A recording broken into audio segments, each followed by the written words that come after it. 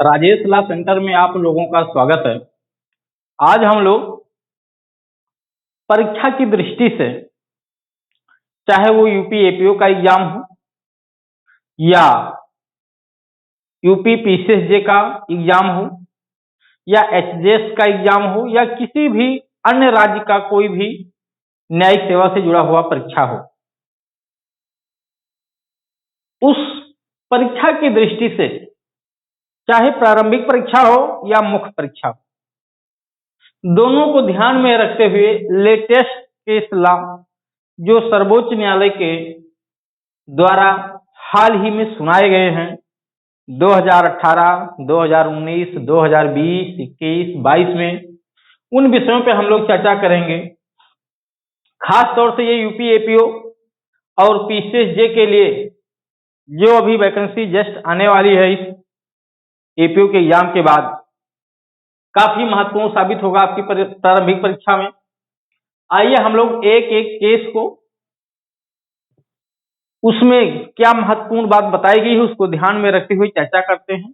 हाँ, आप लोग इस केस लॉ को जरूर देख लीजिएगा और मैं तो आप लोगों से कहूंगा कि एक शॉर्ट में जो है नोट्स बना लीजिएगा, और शॉर्ट स्क्रीन लेना तो आप लोग ले लीजिए। तो इसका एक शॉर्ट में नोट्स भी बना लीजिएगा। ये एक पहला भाग है, इतना पर्याप्त नहीं है। अभी मैं कम से कम 15 से 20 केस लॉ आप लोगों को और दूंगा। ये वीडियो आज आपको मिल गया है। अभी प्रारंभिक परीक्षा होने में 2 दिन बचा हुआ है, 3, तब तक दूसरा पार्ट भी इसका अपलोड कर दिया जाएगा। आप लोगों को परेशान होने की जरूरत नहीं है, इन्हीं को आप लोग देख लीजिएगा। नए केस लॉ में से इसी में से फंस जाएगा। हाँ, जो पुराने केस लॉ हैं, चाहे वो आईपीसी हो, सीआरपीसी हो या आपका एविडेंस हो, और पीसीएसजे के लिए जो अदर सब्जेक्ट हैं उनके जो स्टेब्लिश क्वेश्चन ऑलरेडी पहले से आ रहे हैं, पूछे जा चुके हैं, वो तो आपके लिए काफी महत्वपूर्ण है। नए केस लॉ जो पूछे जाएंगे जहां से गलत होने की संभावना है, उसमें से प्रबल संभावना है कि इसी में से आपका फंस जाएगा। तो आइए हम लोग स्टेप बाय स्टेप देखते हैं। यहाँ पे टोटल 12 केसों की लिस्ट दी गई है। ठीक है, कई सारे बच्चों का जो है ये गुजारिश था कि सर जो है केस लॉ पे भी एक वीडियो बना दीजिए। अच्छा, यहाँ पे देखिए एक नोटिस भी है, पीसीएसजे, एपीओ या एचजेएस की तैयारी के लिए आप इस नंबर पे संपर्क कर सकते हैं। हमारे यहाँ ऑनलाइन और ऑफलाइन दोनों प्रकार की क्लास लगातार संचालित की जा रही है। यूपी एपीओ के एग्जाम के जस्ट बाद प्रारंभिक परीक्षा के मेंस की भी क्लास शुरू की जाएगी। ठीक है, तो अपनी सुविधा अनुसार आप लोग इस नंबर पे संपर्क करके क्लास ज्वाइन कर सकते हैं। सबसे पहला केस है सुशीला अग्रवाल बनाम दिल्ली प्रशासन का। सुशीला अग्रवाल एवं अन्य भी लोग हैं, मैंने थोड़ा शॉर्टकट में यहाँ लिखा है क्योंकि आप देखेंगे बहुत सारे बुकों में, ठीक है, या बहुत सारे और चैनल के लोगों ने बनाया होगा तो बहुत लंबी लंबी कहानी बताई होगी। कहानी ज्यादा बताने की जरूरत नहीं है, बस कोड भाषा आपको समझना है, थोड़े से में समझना है। ठीक है, क्योंकि चीजें छोटी लगती हैं तो कॉन्फिडेंस हमारा बढ़ जाता है इसमें। सुशीला अग्रवाल बनाम दिल्ली प्रशासन का केस है, 2020 का केस है। इस केस में सुप्रीम कोर्ट ने कहा कि अग्रिम जमानत की जो अवधि होती है वो विशेष दशाओं के सिवाय, यानी कोई गंभीर मामला हो, कोई बड़ी विशेष परिस्थितियां हो, तो उन दशाओं को छोड़ करके उसकी अवधि को सीमित नहीं की जानी चाहिए कि ये 10 दिन के लिए होगा या 5 दिन के लिए होगा।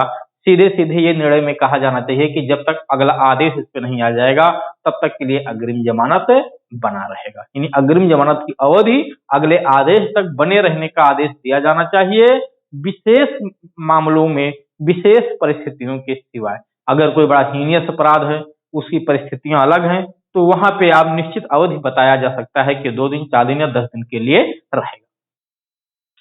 तो ये भी आपकी सीआरपीसी से जुड़ा हुआ है।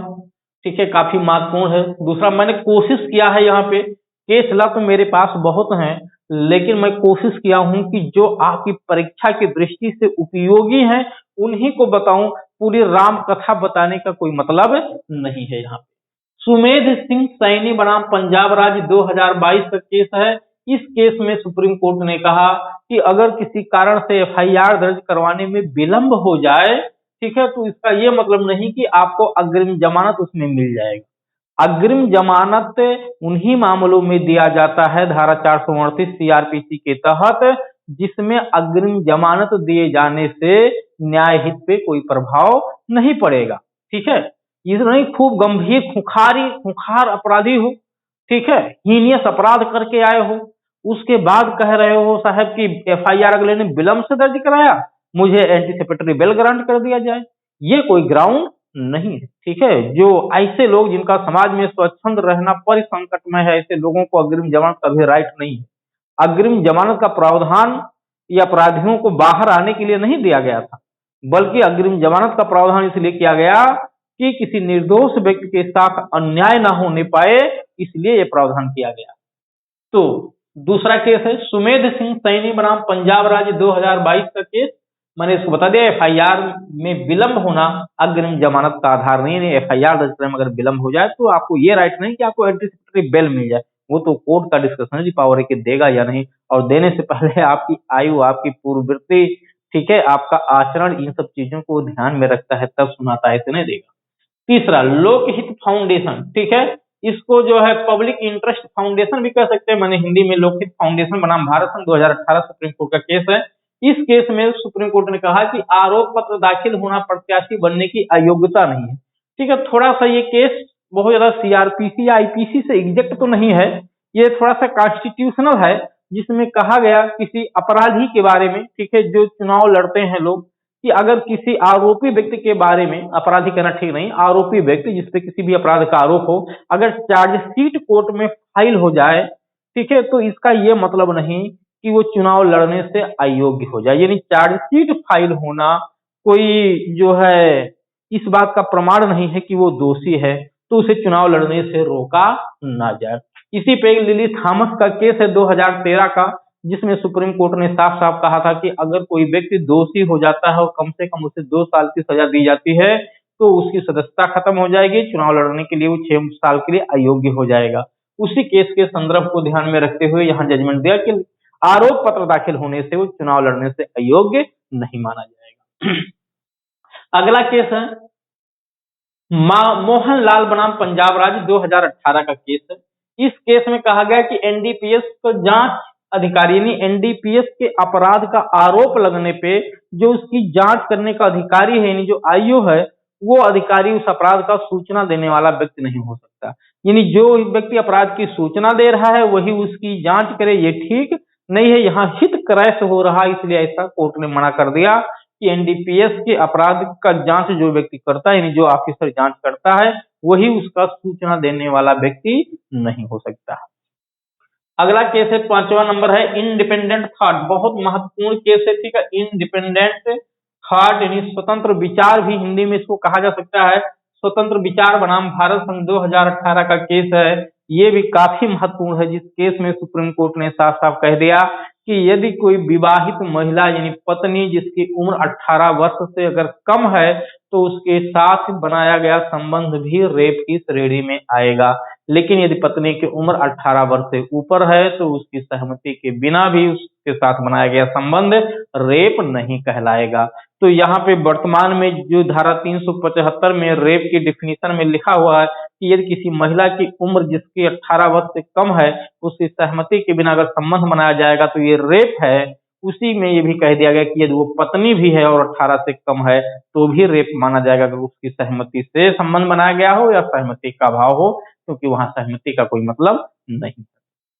तो पत्नी हो या कोई अदर महिला हो, अगर उसकी उम्र 18 वर्ष से कम है, उसकी सहमति हो या ना हो, उससे रिलेशन बनाया गया तो वो रेप की श्रेणी में आएगा, ठीक है। हाँ, अब ये अलग की बात है, 18 साल से ऊपर अगर पत्नी है और उससे उसकी सहमति के बिना जबरदस्ती संबंध कभी बनाया गया तो फिलहाल अभी वो रेप नहीं है, लेकिन उसको भी रेप की श्रेणी में लाने पर विचार किया जा रहा है, जिसको जो है मैरिटल रेप के नाम से जाना जाता है। उसी को मैरिटल रेप कहा गया, फिलहाल अभी भारत में लागू नहीं। अगला है 6वां केस बाबा साहेब मारुति कांबले बनाम महाराष्ट्र राज्य। इस बाबा साहेब मारुति कांबले के केस में कहा गया कि मृत्यु दंडादेश में एसएलपी बिना कारण बताए खारिज नहीं की जा सकती। अगर मृत्यु दंडादेश का सजा किसी को सुनाया गया है और उस व्यक्ति ने विशेष अनुमति याचिका दाखिल की है तो उसकी याचिका को बिना रीजनेबल कारण बताए खारिज कोर्ट के द्वारा नहीं किया जा सकता।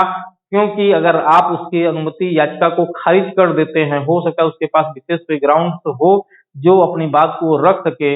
अगर आपने खारिज कर दिया तो उसको तो जीवन से वंचित हो जाएगा, उस अपराध में फांसी के फंदे पे लटक जाएगा। इसलिए कोर्ट ने ये डायरेक्शन दिया, यानी कुल मिला के ये अभियुक्त के फेवर में जजमेंट। सातवां है अक्षयपाल राम स्वरूप बनाम राजस्थान राज्य। इस केस में कहा गया कि आरोप पत्र किया जाना, ठीक है, यानी आरोप पत्र का दाखिल किया जाना जमानत का आधार नहीं। यानी आरोप पत्र का मतलब क्या है? अगर आरोप पत्र, इसमें कहा गया कि अगर आरोप पत्र किसी मामले में, ठीक है, आरोप पत्र अगर कोर्ट के द्वारा खारिज कर दिया जाता है, ठीक है, आरोप पत्र जैसे कोर्ट में पेश किया गया, यहां बहुत मैंने शॉर्टकट में लिखा है, आरोप पत्र अगर किसी केस में पेश किया गया, ठीक है, कोर्ट, पुलिस ने आरोप पत्र कोर्ट में पेश किया, चार्जशीट कोर्ट में लगाया और मजिस्ट्रेट ने किसी तकनीकी या किसी कारण से उसे रिटर्न कर दिया, वापस कर दिया कि इसको ले जाके दुरुस्त करके फिर से लेकर के, तो प्रश्न ये है कि क्या इस आधार पे जो 90 दिन और 60 दिन का नियम है, जिसमें डिफॉल्ट बेल का प्रावधान है सेक्शन 167 के उपधारा 2 के खंड का के उपखंड 1 और 2 में जो 90 और 60 दिन का प्रावधान है कि जमानत पे, ठीक है, वो व्यक्ति छोड़ दिया जाएगा आजमानते अपराध में यदि गिरफ्तारी की तारीख से 90 या 60 दिन के भीतर चार्जशीट नहीं पेश होती है, ठीक है। अगर 10 वर्ष या उससे ऊपर के कारावास दंडनीय अपराध है तो 90 दिन, और 10 वर्ष से कम के कारावास दंडनीय अपराध का आरोप है तो 60 दिन का नियम लागू। तो अगर चार्जशीट कोर्ट में 90 दिन या 60 दिन के भीतर पेश हो गया तो भले कोर्ट ने उसे किसी कारण से वापस कर दिया हो, आपको जमानत पाने का राइट नहीं मिलेगा। यानी अब आप ये नहीं कह सकते कि 90 दिन के भीतर चार्जशीट पेश नहीं हुई और हमें डिफॉल्ट बेल मिल जाए। उसके बाद अगला केस है स्वप्निल त्रिपाठी, ठीक है, स्वप्निल त्रिपाठी बनाम भारत संघ 2018, बहुत फेमस केस ये भी रहा है। इस केस में सीधे कह दिया गया कि सुप्रीम कोर्ट की जो कार्यवाही होगी उसका सीधा लाइव प्रसारण किया जाएगा। तो सुप्रीम कोर्ट के केस की, सुप्रीम कोर्ट की कार्रवाई का लाइव प्रसारण किया जाएगा, ये स्वप्निल त्रिपाठी बनाम भारत संघ के केस में कहा गया। अगला केस है मल्लिकार्जुन कोडागली, मल्लिकार्जुन कोडागली बनाम कर्नाटक राज्य 2018 का केस है। इस केस में कहा गया कि आरोपी का बरी होना, ठीक है, आरोपी का बरी होना, अपील का राइट, जो अपील का राइट है, अगर आरोपी किसी मामले में बरी हो गया तो जो उसका अपील करने का राइट है, ठीक है, वो एसएलपी का आधार नहीं बन सकती। यानी जैसे किसी मामले में आरोपी को कोर्ट ने बरी कर दिया, तो प्रश्न ये है कि आरोपी बरी हो गया तो हम अपील में जा सकते हैं कि नहीं? बिल्कुल जा सकते हैं अपील में। तो अपील में अगर हम जा सकते हैं तो क्या एसएलपी दाखिल कर सकते हैं उसमें कि नहीं कर सकते? आरोपी बरी हो गया तो अपील में जा सकते हैं, और अपील में अगर हम गए हुए हैं या अपील में नहीं गए हैं तो क्या अपील मान लेते हैं उसका हो नहीं रहा तो एसएलपी दाखिल कर सकते हैं कि नहीं? तो बिल्कुल कर सकते हैं। यही बात इस केस में कह दी गई, ठीक है, मल्लिकार्जुन कोडागली के केस। अगला केस है, ये भी बहुत फेमस केस है, नवतेज सिंह जौहर बनाम भारत संघ 2018। इस केस में सुप्रीम कोर्ट ने आर्टिकल 377 पे, उस सेक्शन 377 आईपीसी पे 377 पे, जिसमें 377 को असंवैधानिक घोषित कर दिया गया कुछ सीमा तक। असल में 377 कहते क्या है कि अप्राकृतिक संबंध अगर किसी भी व्यक्ति के साथ कोई भी व्यक्ति बनाता है, चाहे वो महिला हो या पुरुष हो, वो चाहे महिला के साथ या पुरुष के साथ अप्राकृतिक अननेचुरल संबंध रिलेशन बनाता है, यहाँ तक जीव जंतु के साथ भी, तो वो अपराध है। ये जो धारा 377 है उसमें ये बात लिखी हुई है। प्रश्न वहां पे ये है कि अगर 18 वर्ष से ऊपर के व्यक्तियों की सहमति से अननेचुरल रिलेशन बनाया जाता है तो उसे अपराध माना जाए कि नहीं? तो इसे भी अपराध ही माना जाता था, उसको अपराध की श्रेणी से बाहर किया गया नवतेज सिंह जौहर बनाम भारत संघ की केस में।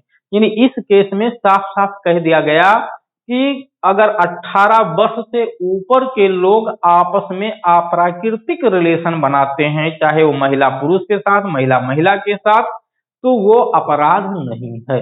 लेकिन कब? जब उनकी आपसी रजामंदी हो। खास तौर से इसका फायदा थर्ड जेंडर के लोगों को प्राप्त हुआ। इस पे दो और काफी महत्वपूर्ण केस हैं, नाज फाउंडेशन का केस और कौशल कुमार का केस। नाज फाउंडेशन का केस सबसे पहला केस इस पे है, लीडिंग केस कह सकते हैं मैं उसको। वो दिल्ली हाई कोर्ट का केस था, जिसमें दिल्ली हाई कोर्ट ने 377 को 2010-11 में ही अनकॉन्स्टिट्यूशनल, 2009 में ही अनकॉन्स्टिट्यूशनल डिक्लेयर कर, मतलब उसी समय 10-11 का केस है, उसी समय अनकॉन्स्टिट्यूशनल डिक्लेयर कर दिया था। जो बात नवतेज सिंह जौहर के केस में 2018 में सुप्रीम कोर्ट ने कहा, ये दिल्ली हाई कोर्ट ने दो उसी समय, ठीक है, 13-14 के आसपास का केस है, उसी समय जो है दिल्ली हाई कोर्ट ने ये जजमेंट सुना दिया था कि 18 वर्ष से ऊपर के लोग आपस में अगर अप्राकृतिक संबंध सहमति से बनाते हैं तो वो अपराध नहीं है।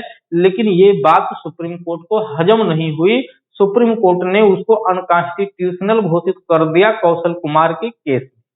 ठीक, उसके बाद फिर सुप्रीम कोर्ट ने अपने ही जजमेंट को, कौशल कुमार के ही जजमेंट को वापस ले लिया और दिल्ली हाई कोर्ट के द्वारा नाज फाउंडेशन के केस में दिए गए जजमेंट को नवतेज सिंह जौहर के केस में रिपीट कर दिया।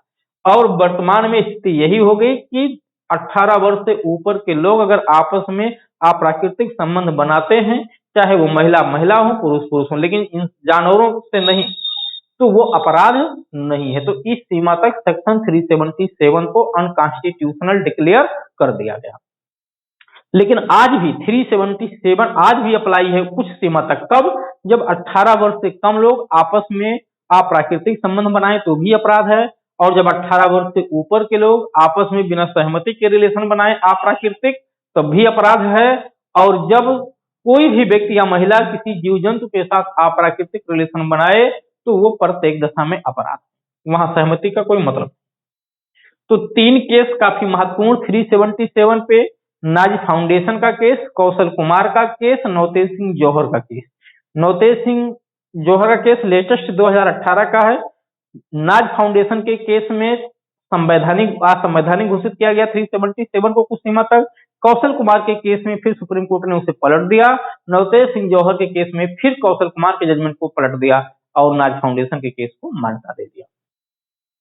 उसके बाद अगला मिट्ठू सिंह बनाम पंजाब राज्य, ये केस कोई लेटेस्ट तो नहीं है लेकिन बहुत लीडिंग केस है 1983 का सुप्रीम कोर्ट का, जिसमें सेक्शन 303 आईपीसी को अनकॉन्स्टिट्यूशनल डिक्लेयर कर दिया गया।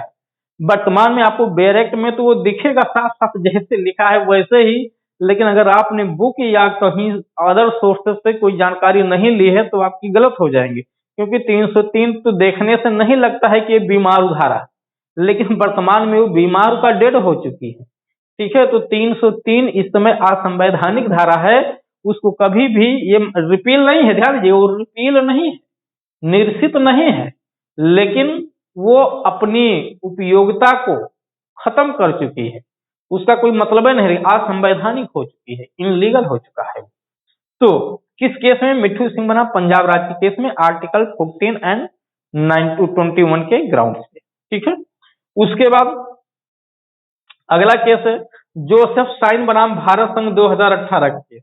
जोसेफ स्टाइन बनाम भारत संघ के केस में जारकर्म को धारा 497 आईपीसी को असंवैधानिक घोषित कर दिया गया कि अब जारकर्म, जिसको जारता कहते हैं, इंग्लिश में एडल्ट्री कहते हैं, वो जारकर्म अब आपराधिक दायित्व क्रिएट नहीं करेगा। सिविल लाइबिलिटीज आज भी क्रिएट कर रहा है। अगर कोई पत्नी जारता में रह रही है तो सीआरपीसी में 125 के तहत मेंटेनेंस पाने की हकदार नहीं है। ठीक है, धारा 13 हिंदू मैरिज एक्ट के तहत तलाक का आधार बन जाएगा। ठीक है, क्रूरता का ग्राउंड बनेगा, लेकिन जारता का आधार नहीं रह गया। अगला केस है जोसेफ एक्शन फोरम, वो सोशल एक्शन फोरम फॉर मानवाधिकार भारत। ठीक है, लास्ट केस है ये, सोशल एक्शन फोरम फॉर मानवाधिकार बनाम भारत संघ 2018 का है। इसमें कहा गया धारा 498 ए, ठीक है, ये बाद में धारा जोड़ी गई है 1983 में। ठीक है, 1983 में धारा जोड़ी गई है अध्याय 20 का आईपीसी में, जिसको क्रूरता के नाम से जाना जाता है। इस धारा में पत्नी के साथ अगर पति या उसके नातेदारों द्वारा क्रूरता किया जाता है तो उसे अपराध बनाया गया है, एक संज्ञेय अपराध है, अजमानती अपराध है, 3 साल तक का कारावास और जुर्माना लिखा गया। अगर इस धारा के तहत कोई आरोप लगाया जाता है तो उसे आरोप को कल्याणकारी समिति को भेजना कोई मैंडेटरी नहीं है कि वहां भेजा जाए, जिससे वो काउंसलिंग करके आपस में सुलह समझौता करा दे। ऐसी मैंडेटरी नहीं है, ठीक है। वो सीधे कोर्ट में भी फाइल किया जा सकता है, तो कल्याणकारी समिति को भेजना मैंडेटरी नहीं है। तो धारा 498 ये से सोशल एक्शन फोरम फॉर मानवाधिकार का केस संबंधित है, नोट कर लीजिएगा। जितने केस ला यहाँ मैंने बताए हैं आपकी परीक्षा की दृष्टि से काफी उपयोगी है। अब देखिए एक बात जरूर है कि एग्जाम में आपके जो प्रश्न पूछे जाएंगे, एग्जाम में जो आपके प्रश्न पूछे जाएंगे वो तो केसला 2 4 6 आने हैं, लेकिन यहाँ तो 12 बताए गए हैं, वो भी 10 15 और मैं बताने के लिए कह रहा हूँ। तो अब इसमें से कौन पूछ लिया जाएगा ये तो मैं भी गारंटी नहीं ले सकता और ये कोई भी व्यक्ति नहीं बता सकता है, ठीक है। अब अगर कोई अंदर की बात ले आए, पेपर लीक करा दे तो ये अलग की बात है। बाकी एक अनुमानित केस ला के आधार पे बताया जाता है। हाँ, पूछे जाएंगे, इसी में से कहीं बाहर दुनिया से केस ला नहीं आएगा। तो मैक्सिमम चीजों को आप लोग कवर करिए, ठीक है। अधिक से अधिक चीजों को तैयार करिए, निश्चित तौर से ही आपको एग्जाम में ये क्वेश्चन मिलेंगे। चलिए अब हम इस पे दूसरा पार्ट भी लेकर के आएंगे। 12 केसला मैं यहाँ बताया हूँ और अभी कम से कम 10 से 15 केसला का एक लिस्ट और लेकर के मैं आऊंगा, ठीक है। और वो वीडियो भी कल से परसों तक अपलोड कर दिया जाएगा, आपको परेशान होने की जरूरत नहीं है। आप लोग मेहनत से तैयार करिए, बाकी तो हम लोग आपके साथ खड़े हैं।